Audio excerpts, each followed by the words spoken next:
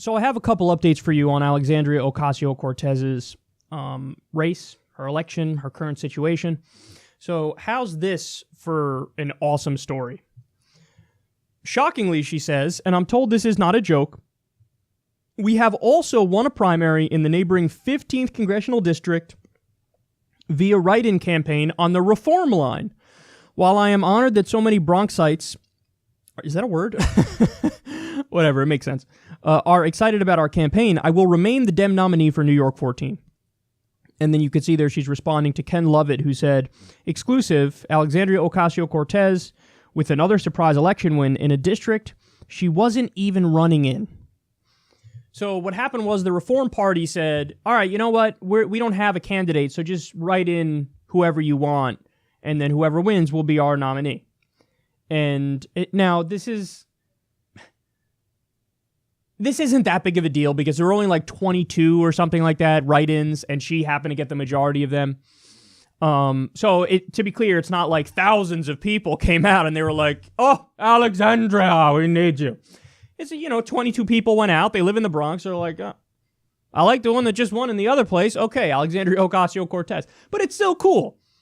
It's cool because it shows you that you can actually generate excitement if you have politicians who are willing to fight for the people and who are correct on the issues. Alexandria, in no uncertain terms, is running on Medicare for all, free college, a living wage, legalizing marijuana, abolishing ICE, ending the drug war. And by the way, let's be clear about abolishing ICE. That does not mean abolishing borders. She's not in favor of abolishing borders. So there's a lot of misinformation now out there about Alexandria and what she believes because Alexandria got the backing of Democratic Socialists of America.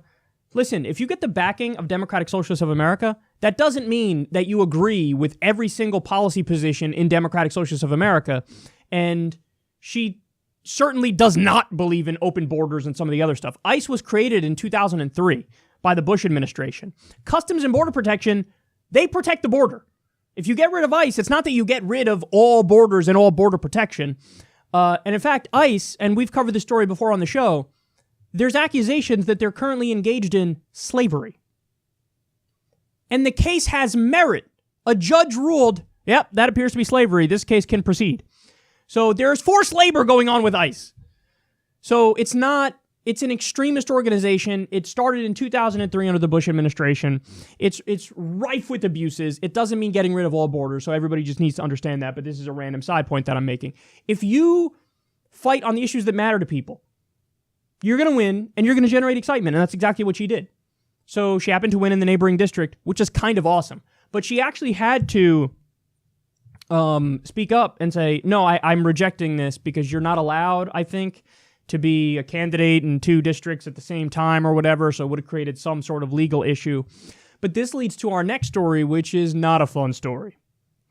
Alexandria says, and this is just today, Representative Joe Crowley stated on live TV that he would absolutely support my candidacy. Instead, he stood me up for all 3 scheduled concession calls. Now he's mounting a third-party challenge against me and the Democratic Party and against the will of the Working Families Party. So what happened here is the Working Families Party, and I didn't know this, but now I do, and I am super pissed. The Working Families Party, which is to the left of the Democratic Party, and it's very active in New York, and they've reliably been, more on the correct side of issues, at least to this point, as far as I could tell. What happened is they endorsed Crowley over Ocasio-Cortez. Shame on you, Working Families Party. Shame on you.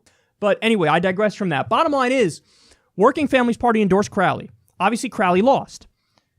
But he stays on the ballot for the general election. So the Working Families Party reached out to Crowley and was like, okay, dude, you lost, so we're going to recommend that you take your name off the ballot. Crowley says, no. What do you mean no? Apparently he has to agree to get that name off the ballot. They just can't take his name off the ballot. Crowley says no. Stands up Ocasio-Cortez 3 times, like she says, for concession calls. What does that mean? That means he's going to keep his name on the ballot, and if he happens to win, go, oh, well, shucks.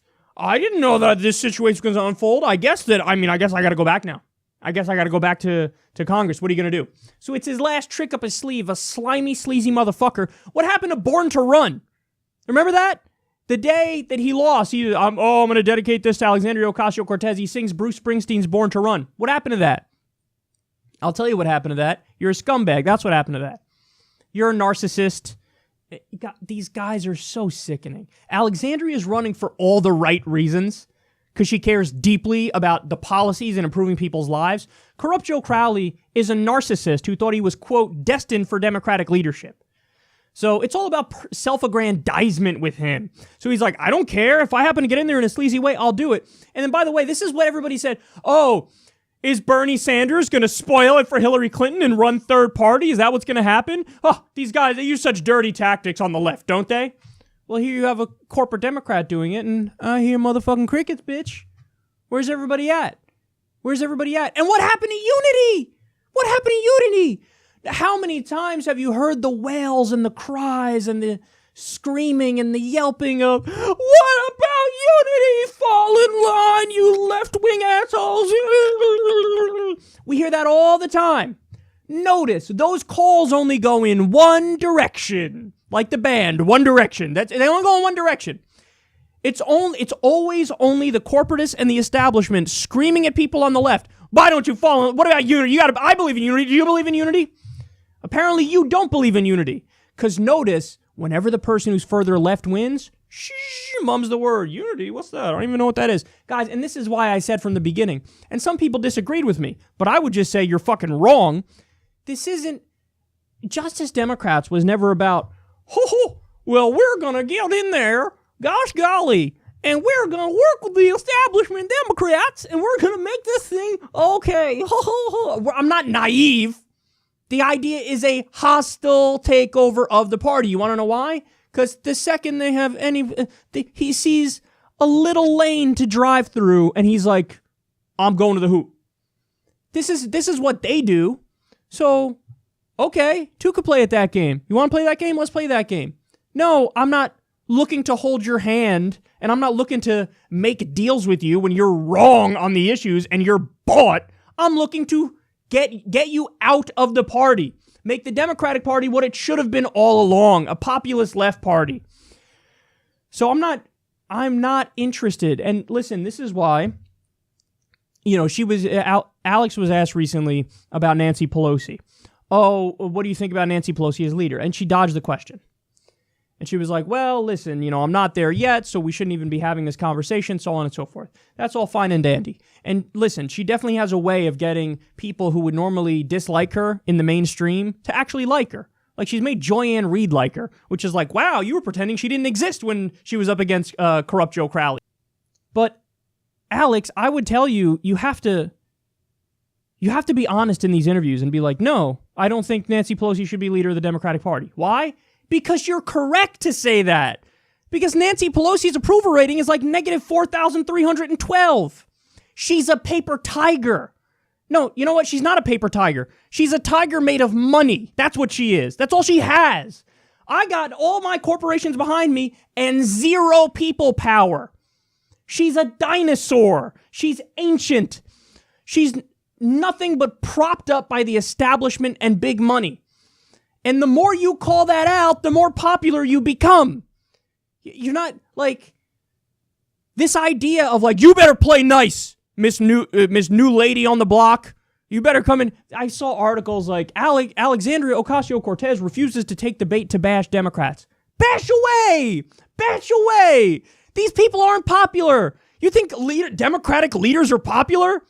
They're not popular at all. The more you go after them, which you should do, the more popular you'll become. We got to be clear about what we're standing for. Now, she does that with policies, but she reminds me a little bit of Bernie Sanders in that she'll do it with the policies and he'll do it with the policies, but then it's like, we'll walk on eggshells a little bit when it comes to going after Democratic leadership. But actually, she's better than Bernie, and here's why. She's helping all these other Justice Democrats. It's not like she got in and she's like, okay, spotlight's on me and now I'm only going to focus on me. No. She said, Abdul El Sayed, running for governor of Michigan. great candidate, Justice Democrat, Medicare for all, free college, living wage, fighting for all the right policies, no corporate PAC money. He's the man. Go vote for him. And she's done it with a bunch of them. And by the way, go to justicedemocrats.com and you need to see all the Justice Democratic candidates because the next Ocasio-Cortez is out there, whether it's Brent Welder, whether it's Kanyella Ng, whether it's Abdul El Said. So you go to justicedemocrats.com and check it out and see because you can get involved. You can canvass for them. You can support them. There's a million ways you can get involved. So Alex is doing a fantastic job on that front. I just wish she would actually go after Democratic leadership because her approval rating would go up. And also, Alex, you don't think the other ones would try to pull a Joe Crowley on you if they could? They can't wait to. See, this is Joe Crowley being corrupt Joe Crowley. This is what he does. Corrupt guys are going to corrupt. That's what it is. You think Nancy Pelosi wouldn't find a way to stab you in the back and be a weasel? That's all she wants to do to you. She despises you. You're a threat to her existence in Congress. Of course she despises you. You're the future. You're the future. You think they're not threatened? Of course they're fucking threatened. So, listen, if you support Alexandria, the fight's not over now. Corrupt Joe Crowley's back in. He's back in. Go to Ocasio2018.com and throw her $5, throw her $10. You know, because she needs, again, how much did he outraise her by? He had, what, $3 million or something like that, and she had 300,000. I'm probably fucking up those numbers. I might be confusing it with another race. But he outspent her by a tremendous amount of money, and she managed to pull it off. Well, if he's going to mount another run, he's probably going to double his efforts, triple his efforts. So it's not over. It's not over. So get involved, throw her $5 or $10, help her out however you can, because the establishment is not going to go quietly into the night. What they're going to do is break out the daggers and the fangs, and they're going to come after us. So I say we go after them, and we go after them twice as hard.